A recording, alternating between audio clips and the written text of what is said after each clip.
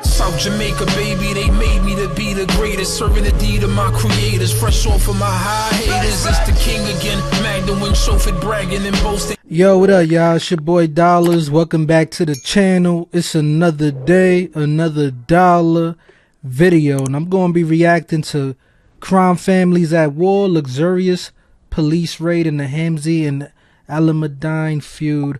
I believe this ties into a Huncho. And I heard he was like a part of this crazy mob family in Australia. And I guess this is going to shine a little bit of light on where he comes from and the people that he's involved with. So we're going to check it out. Let's see what they got to say. This will be an interesting video. So maybe it'll give me more of the backstory behind a Huncho. Let's just check this joint out. You already know.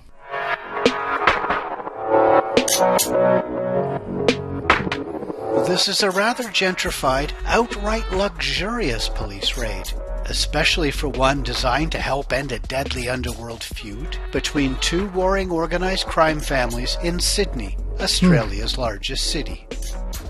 The mob reporter here with the incredible story of how these luxury cars are linked to the messiness of an equally in-your-face game. So Sydney, Australia, right? Where is Sydney located in Australia? The northern part, western, southern, eastern? Let me know. Gang war. From this to this to this. Let me tell you about it. Anti-gang squad cops with a reputation for heavy policing were joined on the raid at a luxury car firm by civil servants carrying clipboards and calculators. It's part of an aggressive, in-your-face police strategy to smother an escalating gangland feud. So this is their legal are the business? Alameddine family and the Hamzy family. And right now in Sydney, they are collectively public enemy number one. Both families are originally from the Middle East, and both have deep ties to a cast of outlaws involved in an array of public crime. I was just about to say. From shooting police, shooting each other, shooting innocent bystanders, and even ties to a terror attack. This raid at the car firm on March 26, 2000. Damn, they involved with terror attacks too? Shit. 2021 in an eastern suburb of Sydney provides a glorious backdrop, with Maclaren and Porsche, Ferrari, Royce, Bentley and others being scrutinized by police. But it is really just a colorful aside in this unfolding crime drama. About a dozen of the cars, police say, are being used by high-ranking members of the Alameddine organized crime network. The cars have popped up in police probes, including a stately Bentley Continental GT that's linked to a drive-by shooting last year. Doing drive-bys in the a Bentley? The Alameddine family came to wide public attention after an alarming incident in 2015.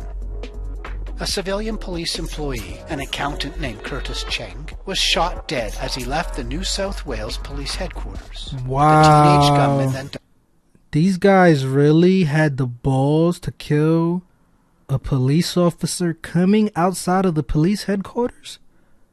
So they shouldn't be surprised when they get locked up, because it was only a matter of time, bro. You know how much balls it takes to do something like that?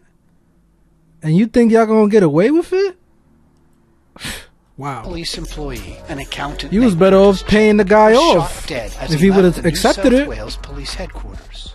The teenage gunman then died in a firefight. The incident was branded an extremist act.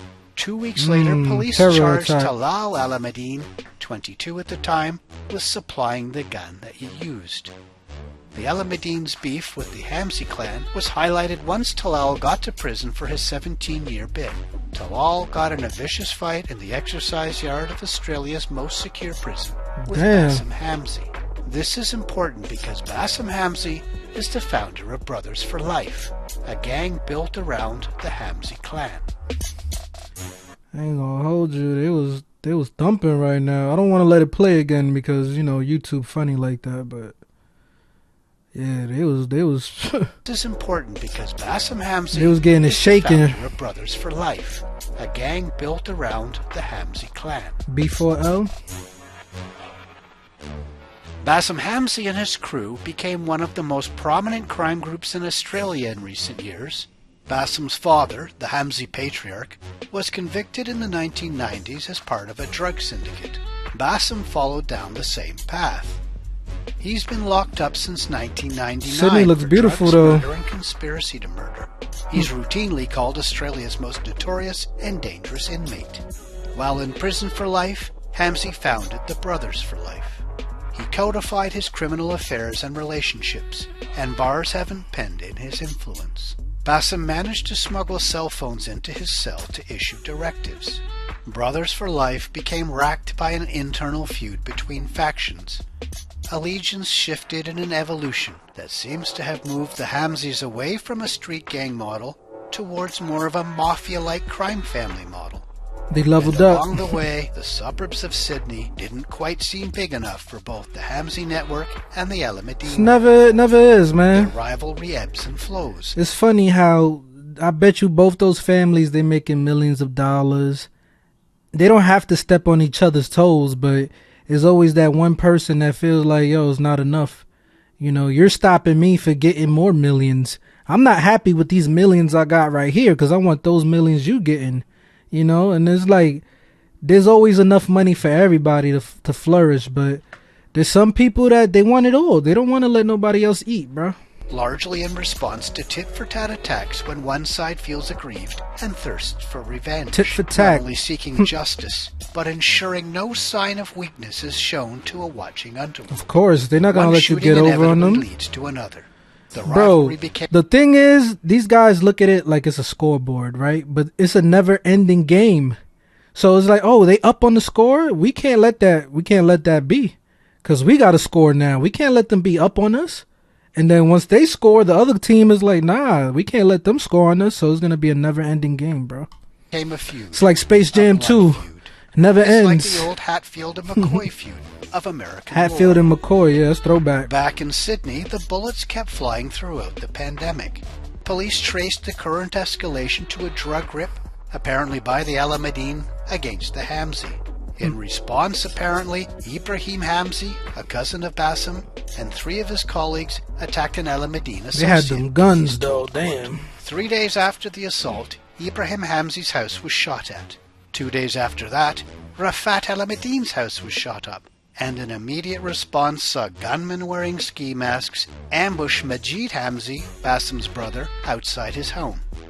Majid, 44, was shot early in the morning in October 2020 in the driveway of his West Sydney home. Damn, they're not After playing. taking 4 slugs, he ran down the street looking over his shoulder before he collapsed near the home of a friend.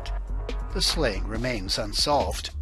Oh, he died. Bassam Hamzy has a reputation for dishing retribution for even casual slights. No one expects the slaying of a brother to go unmarked. Some revenge bids by both sides have been botched, arousing public anger. They still ain't drive off? In one case, damn. gunmen got an address wrong and shot up the house of a neighbor of their gangland target, sending bullets smashing through an innocent family's home where young... Come on, bro, like, you had one job. You shooting up the wrong house, bro? I know when they got back to the boss or whoever sent that out, they was looking at him like, you idiot. I paid you to do the job and you screwed me over. And if you mess up, bro, some people they're not going to take that kindly, bro. You could die. Like, they could get rid of you for doing some shit like that. Young children were sleeping.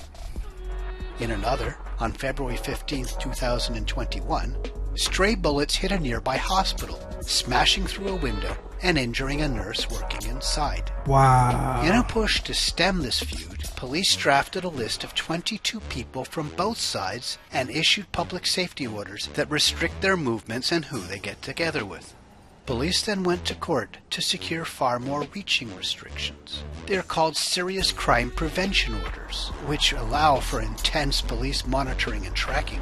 They could come to your house whenever they want. Police search warrant, open the door!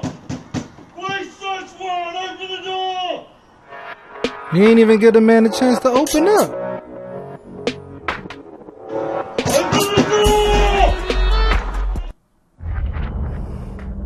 This game, you're not ready for. These orders restrict what phones they can use, what cars they can drive, who they can talk to, where they can bank, when they have to be at home, and where they can travel. So they like on parole it's like then? strict probation or parole conditions without a criminal conviction. Wow. In an interesting twist, Nah, that's violation, bro. So they basically got them on parole without them being convicted of a crime. Just because they suspect that they did something or they involved with something, they can monitor your life and tell you basically how to live, when you could go to the bank, what phones you could use, who you could talk to. That's a violation of freedom, bro. Real talk. Like, if you can't prove that they doing something, then that's on the police, but that's violation. Alameddine complained in court that the orders make him a sitting duck, imposing a curfew when he has to be home and requiring him to live at the same address. Know where he's at now. Reported by Fergus Hunter at the Sydney Morning Herald. The court saw the point and gave him latitude over where he could spend the night, as long as police were told the same day. Shit, if you're gonna do that, you might as well be parked on the block. Oh, word? So you telling me I need to be a sitting duck in my house? Well, then at least have them cops parked outside. You feel me? That way it's like if something happens, you can see for yourself that, you know, it just makes sense. Another of Bassam Hamzy's brothers was arrested for breaching his serious crime prevention order. Police said he had several phones and a laptop computer and was driving a car he hadn't registered with police. His lawyer said he has disavowed any link to the Brothers for Life and the criminal faction of his clan, even going so far as to changing his last name. Police seem unconvinced. The head of the Raptor Squad, a special police unit targeting organized crime groups, talks a hard line. Detective Superintendent Jason Weinstein openly says his officers will lawfully harass their targets. Lawfully harass. This in-your-face policing strategy was started in Sydney. So can't they get like a lawsuit against the police? Can't they sue them? Like, this is a violation of rights. Well, I already know how Australia is, bro. They violate people's rights, bro. Let's just say that. Years ago to quell especially what happened with the pandemic and all the shit they was doing. There's another strand. My heart goes out to the people from over there. About 15 years ago, in response to violence by gangs formed by some expats from Lebanon and other Middle East countries, Sydney police established a special police squad to tackle them. It was known as MEOCS, the letters MEOCS, short for the Middle Eastern Organized Crime Squad. MEOCS became an acronym embraced and mocked by those they investigated.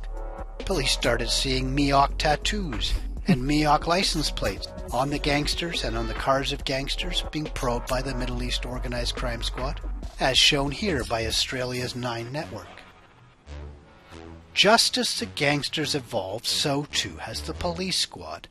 Strikeforce Raptor was created in 2009 to target outlaw motorcycle gangs. Strikeforce Raptor? Bikies, as they're called in Australia.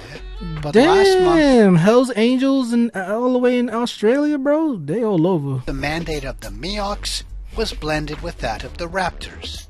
The Raptors was expanded and made a full squad on its own. Police search warrant! Open the door!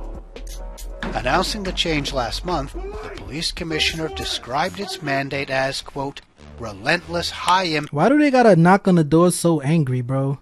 Just knock on the door and say police. You screaming ain't gonna make me open the door any faster for you, bro. Like, I'm taking my time. Feel me? All you gotta do is knock, yo, police, we at the door, get one of them fucking bullhorns or something, but to yell at me or open the door, shut the fuck up. Impact and in-your-face policing, unquote. Raptors I hope they got reinforced doors too. Move. That's a significant challenge. Their idea is to make a life in crime so untenable they quit or leave. This means enforcing even minor infractions to the fullest extent. They're not even gonna driving, quit. parking, or licensing infractions, bylaw breaches, parole violations, anything. It's meant to apply. So they just want to make them uncomfortable. They're not letting anything slide. You jaywalk, they're gonna harass you and fine you, or if you could do jail time for it, you would do jail time for it. That's like they trying to put the pressure on them. Constant pressure. Does it work? Who knows? Police Let's see. offensive is aggressive and overt. Doubly so by the standards of some other countries where such tactics might be widely condemned and certainly legally challenged. Yeah. The very first priority of the new-look Raptors was to quell the Hamzy Alameddine feud. Did it work? Which brings us back to the glamorous atmosphere of the luxury car firm on Friday. Investigators said they are not alleging the business participated in criminal activities, but they do have a lot of questions about the use of their vehicles by people they have their sights on, and how they paid for them, and the records they are keeping. And the business seems likely to face some business ramifications. It seems police want to send a message to the civilian enablers of the families, as well as the gangsters themselves. Of course. If you participate in any way and you help them, then you're part of the problem. That's how the cops are looking at it. So they're going to put the pressure on everybody, the gangsters, the civilians, everybody that's involved with them. They're going to try to harass them and make them, you know, annoyed to the point where they don't want to be involved anymore. But yeah, this was interesting, man. I thought this would shine a little bit of light about a Huncho, because somebody told me he was connected with one of these crime families. So maybe there's another video that talks about it more, the rapping side of it, because that's what I was interested in. But yeah, man, that's crazy. I guess there's gangsters everywhere, all over the world. I've been saying that for the longest, you feel me? Yeah, y'all let me know if there's any other videos like this y'all would like me to react to. If you're new to the channel, drop a like, subscribe. I'll holla at y'all. For my time goes by, they gon' raise a nigga jersey in the sky. Treat a nigga right, big dreaming on my life. Shorty wanna get some air, I go and get up when I fly. Taking off when these niggas are retired. The minute I catch fire, I smoked them all before, just revisiting the high.